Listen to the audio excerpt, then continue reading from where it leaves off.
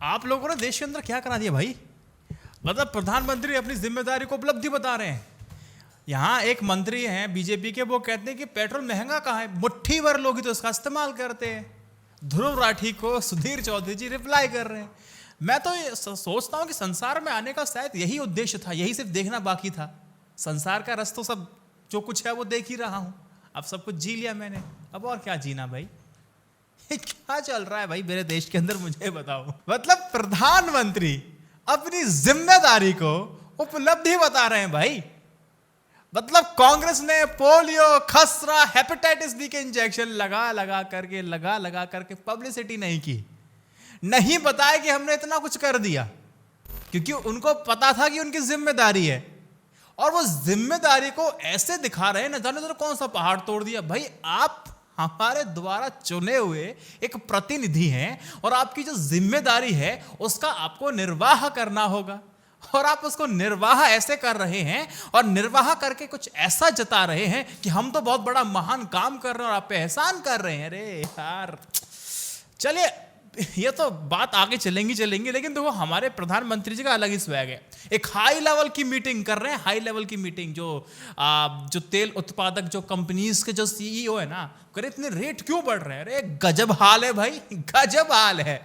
अरे पेट्रोल के और डीजल के जो दाम है वो क्यों बढ़ रहे हैं। आप एक्साइज ड्यूटी बढ़ाते जाते हैं, स्टेट वाले एक्साइज ड्यूटी को बढ़ाते जा रहे हैं, जेब आप दोनों मिलकर के काट रहे हैं। कि कंपनियों से बात कर रहे हैं कि आप पेट्रोल के दाम क्यों नहीं कम करने दे रहे।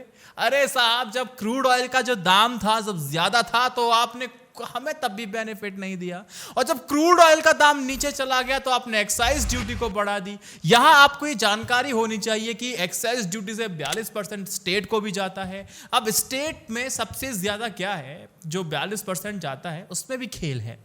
अभी सरकार ने क्या किया था कि उन्होंने बोला कि हम एक्साइज ड्यूटी को कम कर रहे हैं, जिसमें से 42% राज्य सरकार को देती थी।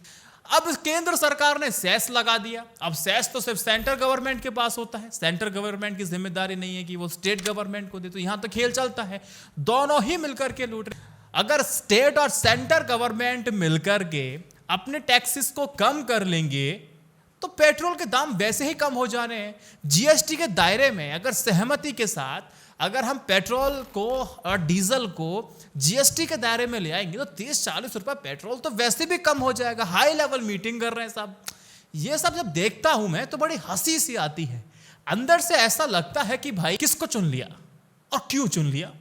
और देखो जीएसटी में पेट्रोल प्रोडक्ट आए तो स्टेट भी नहीं मान रहे हैं। स्टेट कह रहे हैं कि भैया हमारा 30 से 40 रुपए की कमाई घट जाएगी। अब कमाई कौन घटाना चाहता है, लेकिन हाँ जनता को तो घटा देंगे। अब इनके मंत्री का बयान बताऊंगा, लेकिन आपको एक बेसिक सा स्ट्रक्चर पता होना चाहिए पेट्रोल और डीजल के दामों का, वो मैं आपको समझाता हूं।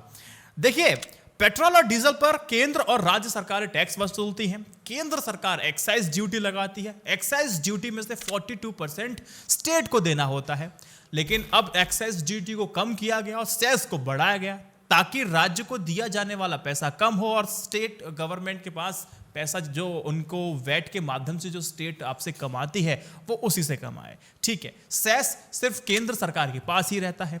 अब जो आपकी स्टेट गवर्नमेंट है वो अलग अलग वैट लगाती है। अब आपने देखा होगा मुंबई में वैट आपको अलग दिखाई देगा, यूपी में आपको अलग दिखाई देगा, और सबसे ज्यादा जो वैट है वो राजस्थान की सरकार लगाती है। इसका मतलब ये है कि मुझे और आपको अलग अलग प्रदेशों में मिलने वाला जो पेट्रोल के जो दाम है, फ्लक्चुएशन जो आपको देखने को मिलते हैं, वो इसी वैट के अलग अलग टैक्सेस के कारण मिलते हैं। अब जीएसटी में ला नहीं सकते हैं, वो मैंने आपको कारण बता दिया। अब मैं आपको एक कैलकुलेशन समझाता हूं। देखिए, पेट्रोल और डीजल के बेस प्राइस में अगर जोड़ देने के बाद रिटेल कीमत सामने आ जाती है। पेट्रोल और डीजल पर टैक्स और चार्जेस का स्ट्रक्चर इस तरह से कुछ है। 44 रुपए के पेट्रोल पर 57.24 रुपीस का टैक्स लगता है और 45.75 रुपीस के डीजल पर 45.57 रुपए का टैक्स लगता है। पेट्रोल और डीजल पर केंद्रीय उत्पाद शुल्क की दरें पूरे भारत में समान रहती है, यानी कि एक्साइज ड्यूटी समान है। वहीं वैट आपके अलग अलग होते हैं। राजस्थान में सबसे ज्यादा लिया जाता है।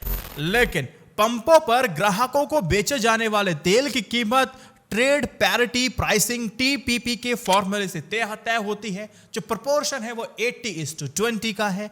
अब देखिए, यानी कि देश में बेचे जाने वाले पेट्रोल डीजल के मूल्य का 80% हिस्सा विश्व बाजार में वर्तमान में बेचा जा रहा है, ईंधन के दामों से जुड़ा होता है। शेष जो 20% हिस्सा अनुमानित मूल्य के आधार के अनुसार ही जोड़ा जाता है। भारत में कच्चे तेल के शोधन और मार्केटिंग की लागत पर पंपों व ईंधन के असल दामों से कोई भी लेना देना नहीं है। सिंपल सा कंसेप्ट है, हाई लेवल की मीटिंग कर रहे हैं, लेकिन बेसिक सा कंसेप्ट जो मुझे समझ में आ रहा है, जो पढ़े लिखे लोगों को समझ में आ रहा है, वो हमारे देश के प्रधानमंत्री 18 घंटे काम करने वाले प्रधानमंत्री को नहीं आ रहा है। इतना तो आपको भी आता होगा।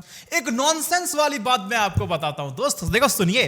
यूपी सरकार में एक मंत्री है उपेंद्र तिवारी, वो कहते हैं कि मुट्ठी भर जो लोग हैं वो पेट्रोल और डीजल का इस्तेमाल करते हैं, और अर्थशास्त्री बनते हुए कहते हैं कि जो लोग ही प्रति व्यक्ति जो आय है उस हिसाब से पेट्रोल और डीजल के दाम तो बढ़े ही नहीं है। अरे साहब, आपके मतलब ये है कि 500-700 रुपए का हम पेट्रोल लेना शुरू कर दें क्या? अरे क्या बात है, मतलब 5% मतलब मुट्ठी भर लोग इस्तेमाल करते हैं।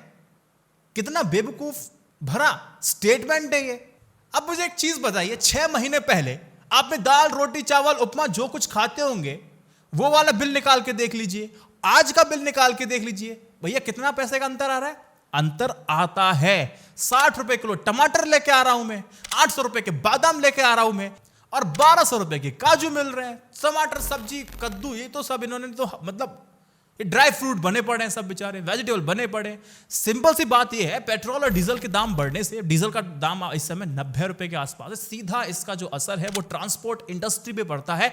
और जितनी भी चीजें आपकी ट्रांसपोर्ट इंडस्ट्री को इंपैक्ट करती हैं वो सीधा के सीधा आपकी जेब पर बोझ डालती हैं। समझ में आपको आ रहा है? आप टमाटर, धनिया, मिर्च, लौकी, कद्दू, घी या जो चाहे वो खाइए, लेकिन अगर दाम बढ़ेंगे डीजल के, सीधा आप पर असर पड़ेगा ट्रांसपोर्ट इंडस्ट्री।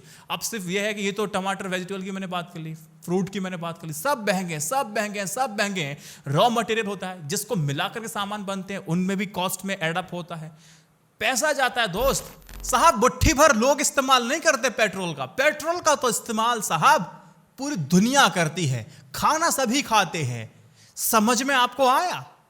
बताइए मुझे, कितना नॉनसेंस, कितना बेवकूफाना बात निकल के सामने आती है। दोस्त, मैं आपको एक सिंपल सी बात बताता हूं। जब पेट्रोल डीजल के दाम बढ़ते हैं तो माता पिताओं की जो बजट है पूरी तरह से हिल गया है, पूरी तरह से हिल जाए। मतलब जो बच्चे कॉन्वेंट स्कूल में पढ़ रहे थे ना, और माता पिताओं ने बच्चों को निकाल के सरकारी स्कूल में डाल दिया है क्योंकि हमारे पास बजट ही नहीं है।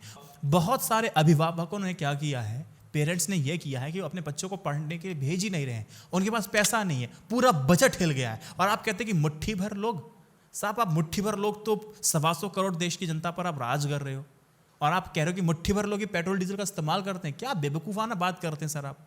अब ध्रुव राठी और हमारे सुधीर चौधरी जी के बीच की आपकी कहानी मैं आपको समझाता हूं। यहां सोशल मीडिया पर रिप्लाई चल रहा है। मैं तो उम्मीद कर रहा था कि जिस तरह से ध्रुव राठी को सुधीर चौधरी ने रिप्लाई किया है, उसी तरह से इन्हीं मंत्री को रिप्लाई करेंगे, डीएनए बनाएंगे। वहां पता चल रहा है कि इंडिया वर्सेस पाकिस्तान के मैच की बात हो रही है। बुलशिट। अब देखिए, ध्रुव राठी और सुधीर चौधरी जी की बात मैं आपको दिखाता हूं। ये स्क्रीनशॉट साफ तौर पे देखिए साहब। यहां पर सुधीर चौधरी जी ने एवेंजर का नाम लेते हुए सुपरमैन की फोटो लगा दी। वही ध्रुव राठी ने बोला देखो उनके ज्ञान का लेवल देख लो, और सुधीर चौधरी जी उनको रिप्लाई करते हुए ये कहते हैं कि देखिए ये कैसे फेक न्यूज के सरदाना हैं, सुपर स्प्रेडर हैं। ये तो मैंने बात बोल ही नहीं थी, जो बात ध्रुव राठी बता रहे हैं। जो यूट्यूबर अपने आप को जर्नलिस्ट प्रेडिक्ट करते हैं वो इस तरह की बातें लिखते हैं। सुपर स्प्रेडर ऐसा कोई शब्द का प्रयोग किया है। अब ध्रुव राठी जी कहां चैन से बैठने वाले थे।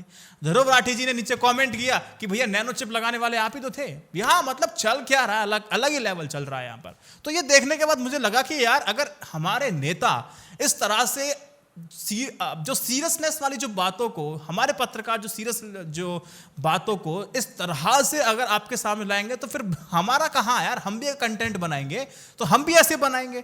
अब मुझे पूरा ये भरोसा है, कल ये ना बोलने लगे बीजेपी वाले कि भैया ठीक है देश हित के लिए 600-700 रुपए लीटर पेट्रोल खरीद लो, अगर आपके पास पैसा नहीं है तो ठीक है आप 4 वाक के नेता बन जाइए, आप 4 वाक के समर्थक बन जाइए, आप उधार कीजिए, खाइए पिए, क्या दिक्कत है, खाइए, उधार कीजिए, खाइए, उधार कीजिए, खाइए। ये भी देश और समाज की सेवा होती है। और 4 वाक्य तो प्रधानमंत्री जी ने अपनी संसद में एक बार तो श्लोक भी बोला था, यावद जीवेत सुखम जीवेत घृणम कृत्वा घृतम पिबेत, यानी कि जब तक जीना है सुखी से जियो, खाओ पियो उधार लो भाई और खा पी के मर जाओ, क्योंकि अब जब मरने के बाद भाई भस्म ही बनना है और इस दुनिया में तो आना नहीं है। कल ये लोग बोल देंगे भैया 4 वाक्य की परंपरा पे चलना शुरू कर दो, उधार खाओ, उधार अगर पैसा नहीं तो उधार खाओ और चलते बनो, क्या टेंशन है इसमें, ये बोल सकते कुछ भी बोल सकते। अब मुझे आप ही से उम्मीद है जवाब आप देना बेहतर समझेंगे। 600-700 रुपए लीटर पेट्रोल खरीदने की आपकी गुंजाइश और इच्छा हार्दिक है तो कमेंट सेक्शन में बताइएगा। इस वीडियो को 3 व्हाट्सएप ग्रुप में शेयर कीजिएगा। जय Hind, Vande Mataram, stay updated, stay educated, सत्यमेव जयते। नमस्कार।